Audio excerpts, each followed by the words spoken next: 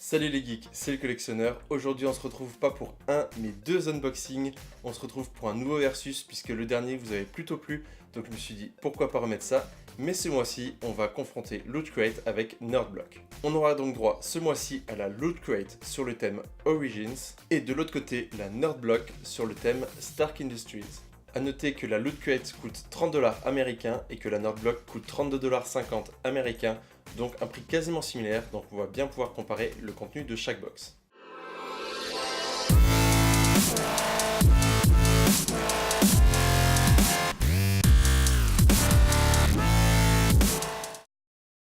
On commence avec le pins de la Nerdblock qui représente le Arc Reactor de Iron Man, donc ça plutôt sympa, en plus il est un petit peu chromé donc plutôt joli.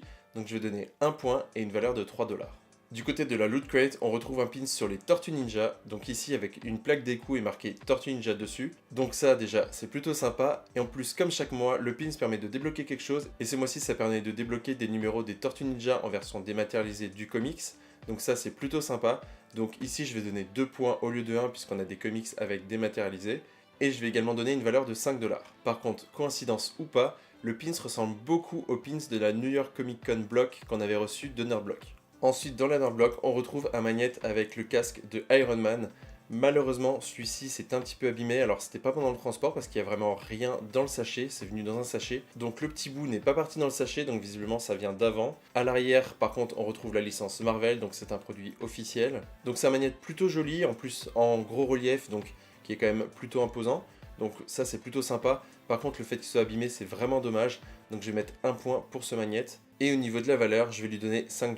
Du côté de Loot Crate on continue avec les Tortues Ninja. Ici avec un mini mug pour faire des expressos. Donc là j'ai reçu Raphaël. Mais ce qui est plutôt sympa c'est que vous pouvez les empiler. Donc ça c'est vraiment une très bonne idée. C'est quelque chose que j'avais dit justement qui manquait avec les mugs de Funko. Le fait qu'on puisse les empiler justement pour faire des totems. Et ici la marque Geeky Tikies l'a fait. Donc voilà le mug sorti de sa boîte, donc il est vraiment très sympa, il y a vraiment des belles formes, du beau relief, donc vraiment c'est de la très très bonne qualité.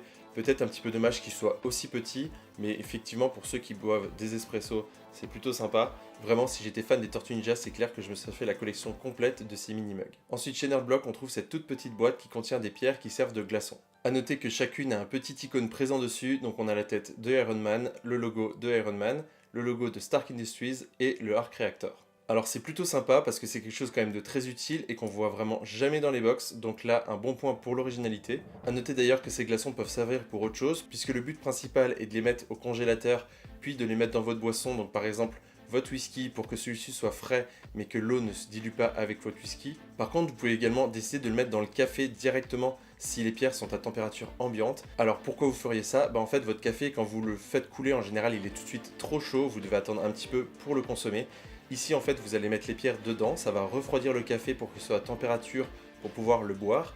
Par contre votre café va rester plus longtemps chaud puisque les pierres auront absorbé de la chaleur et vont ensuite la dégager.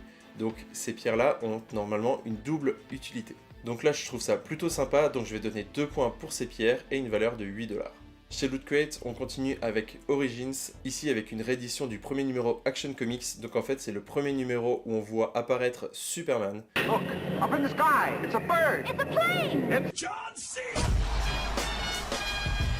Ça, c'est fait. Donc là, je trouve ça vraiment super cool comme comics. Alors à savoir que ce comics a été réédité vraiment beaucoup de fois. Donc évidemment, au niveau de la valeur, ça vaut environ 10$. Par contre, il faut aussi savoir que ce comics, la version originale, vaut environ 1 200 000$. Donc c'est un petit peu normal qu'on n'ait pas une version originale. Mais en tout cas je trouve ça vraiment très sympa d'avoir vraiment une reproduction exacte puisqu'on retrouve aucun logo de Loot Crate sur le comics.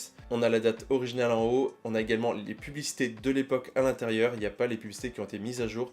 Donc ça c'est assez rare dans les rééditions des comics. Donc là je trouve que c'est vraiment un très bon produit, je suis vraiment très content d'avoir reçu ce comics.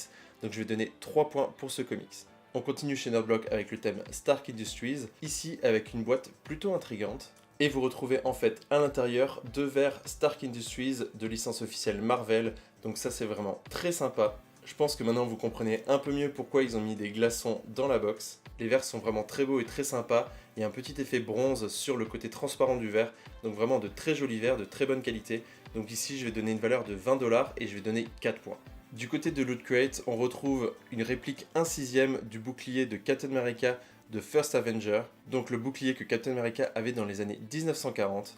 A noter que le bouclier vient avec cette petite carte qui prouve que c'est une propre réplica officielle. Et donc voilà à quoi ressemble ce bouclier, donc il est en métal, avec à l'arrière 2 petites anses, malheureusement pas en cuir ou en tout cas en faux cuir, elles sont simplement en plastique donc ça c'est un petit peu dommage.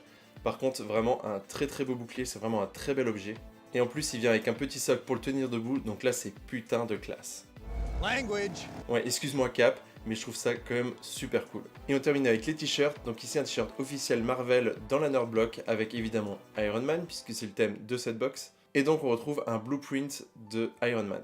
Malheureusement sur ce t-shirt il y a écrit taille L mais il est beaucoup trop petit, donc là je sais pas ce qui s'est passé mais j'ai vraiment pas eu la bonne taille, mais il y a bien écrit L sur le t-shirt, donc là je sais pas trop ce qui s'est passé, je peux même pas réclamer puisqu'il y a écrit la bonne taille. Après au niveau du dessin je suis pas trop fan non plus, il s'agit du Iron Man des vieux comics, donc là c'est sympa mais je sais pas, je trouve que ça rend pas vraiment bien, donc en plus avec le problème de taille je vais seulement donner 1 point.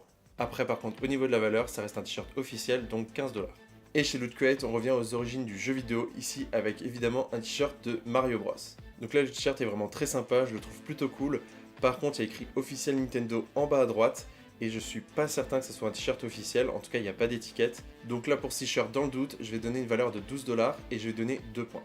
Oh et puis j'ai failli oublier, mais ce mois-ci, la Loot Crate se transformait en rangement pour vos comics. Donc je trouve ça vraiment plutôt cool, c'est la première fois que je monte une Loot Crate parce que cette fois-ci c'est enfin pratique. Donc voilà, on a fait le tour de ces 2 box. Donc on a en premier la Loot Crate qui a vraiment un contenu exceptionnel pour moi ce mois-ci.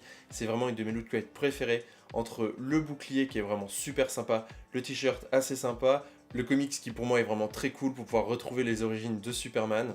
Également le mug et le pins qui sont plutôt sympas, même si je suis pas trop fan des Tortues Ninja, je les trouve plutôt bien réalisés et vraiment sympas. Donc chez Loot Crate on arrive à une valeur totale de 55$, ce qui pour 30$ est vraiment respectable. Donc là, très bon. Et ensuite, au niveau de la note, on arrive à une note de 13 sur 16, ce qui est très respectable. Du côté de chez Nerd Block, il y a les verres et les glaçons qui sont très sympas. Par contre, c'est à se demander s'ils veulent pas qu'on devienne alcoolique comme Tony Stark. Mais sinon, les autres produits, j'étais un peu moins convaincu. Le pins reste quand même très beau, mais par contre, le magnète qui était abîmé, également le t-shirt de mauvaise taille.